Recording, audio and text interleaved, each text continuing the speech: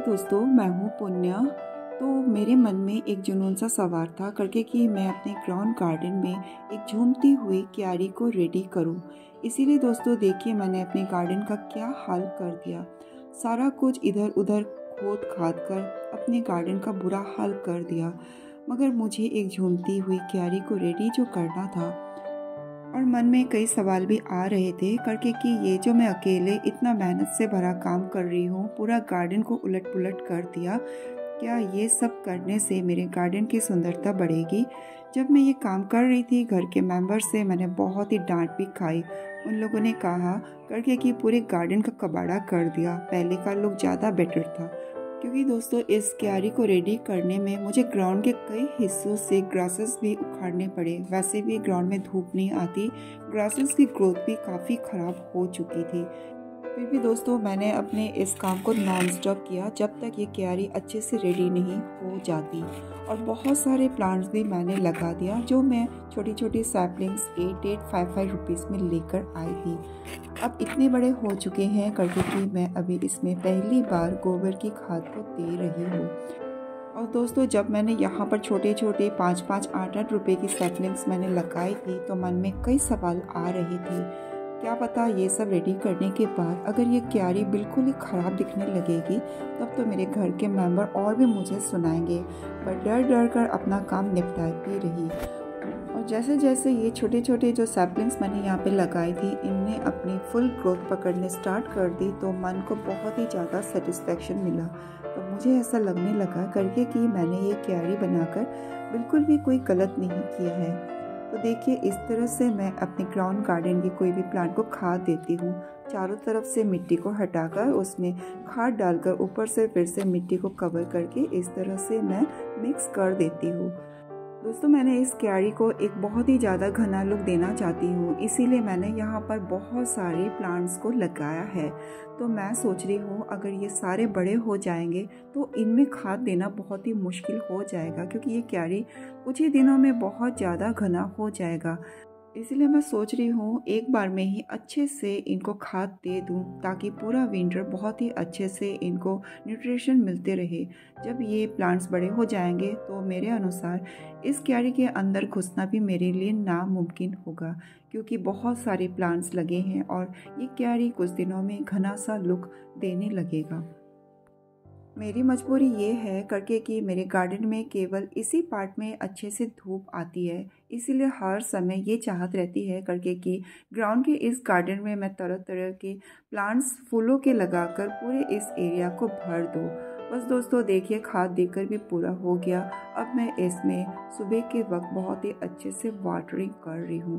पता नहीं ये लुक कैसा आएगा। चलिए दोस्तों, गार्डन के इस वाले पार्ट में भी आ जाती है। इस वाले पार्ट में ढेरों सारे रेन लिलीज जो लगे हुए थे, अभी मैंने इनको सभी को उखाड़ के एक साइड में कर दिया। उखाड़ते वक्त बहुत ज़्यादा मेहनत लगा। यहाँ पर भी मैं कुछ फ्लावरिंग प्लांट्स लगाने की सोच रही हूँ। और इस क्यारी में दोस्तों मैं ये कैलिफोर्निया पॉपीज़ के जो सैपलिंग्स है, जिनको मैंने सीड से ग्रो किया था, इनको मैं लगाऊंगी। इसमें बहुत सुंदर येलो कलर के फ्लावर्स आते हैं। फुल विंटर यानी कि अप्रैल मई तक फ्लावरिंग करेगी। इस क्यारी को अच्छे से मैंने गुड़ाई किया, इसमें खाद वगैरह डाला। अब इसको इसमें मैं ग्रो कर रही हूँ। कैलिफोर्निया पॉपीज़ के जो सैपलिंग्स होते हैं बहुत ही नाजुक होती है। इनकी लीव्स इतनी नाजुक होती है, अगर थोड़ा सा गलत तरीके से हम हैंडल करते हैं तो टूट जाती है। और रूट्स तो पूछिए मत, बहुत ही इनकी रूट्स भी नाजुक होती है। और ये सभी मैंने लगा लिया। देखिए अब इनकी ग्रोथ इस तरह से हो रही है।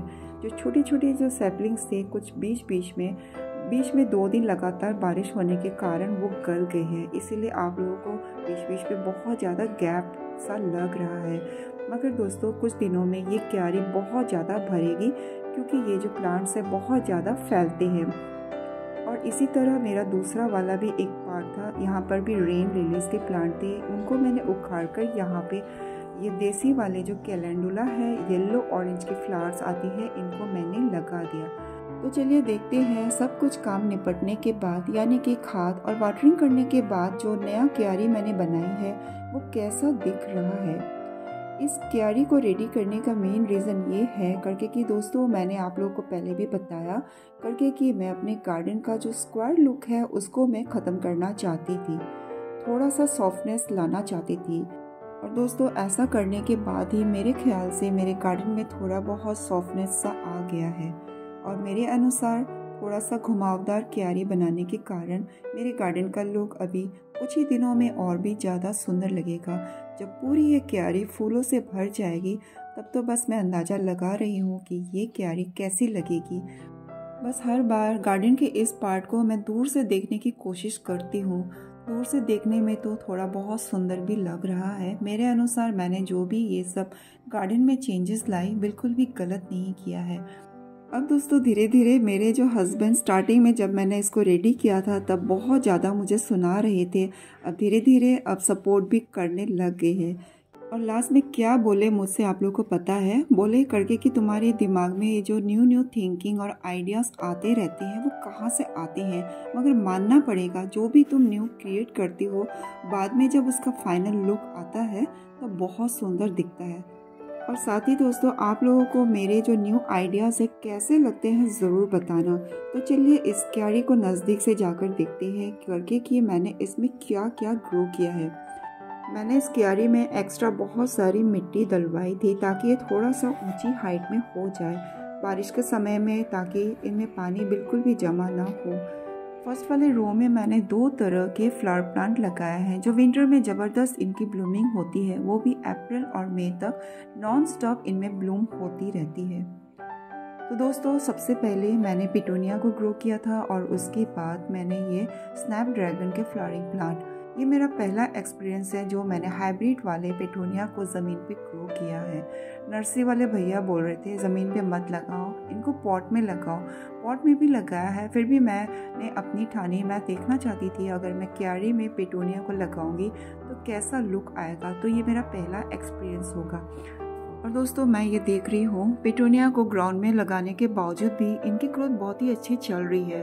और ये जो स्नैपड्रैगन का फ्लावर प्लांट है जिनको डॉग फ्लावर से भी जाना जाता है, इसको मैंने सीड से लगाया है।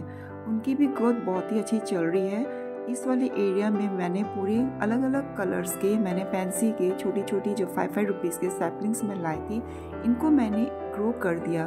ये पेंसी की बेड बन चुकी है, बहुत सुंदर लगेगा घना घना सा। जब इनमें फूल आएंगे बहुत प्यारा लगने वाला है ये वाली क्यारी। और साइड में चलते हैं, उसी के राइट साइड पे भी मैंने पेंसी की बेड बनाई है। यहाँ पर भी ढेरों सारे पेंसीज मैंने लगा के रखे हैं, कईयों में तो अभी बर्ड्स भी आने स्टार्ट हो गई है। और ये वाली लाइन में उसके पीछे, पेंसी के पीछे फिर से मैंने स्नैपड्रैगन के एक एंड से उस एंड तक मैंने एक लाइन लगाई है।